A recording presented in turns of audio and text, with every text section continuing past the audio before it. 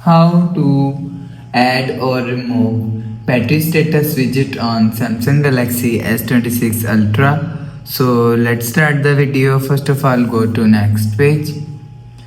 Now here just click and hold on screen.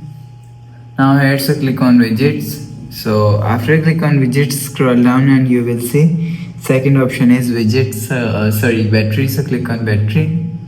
So after click on battery, so if you want to add battery status widgets, scroll down and you will see battery status widget is here. So if you want to add to home screen, so after selecting click on add, you will see battery status widget is add on home screen. So if you want to remove widget from home screen, so just click and hold on screen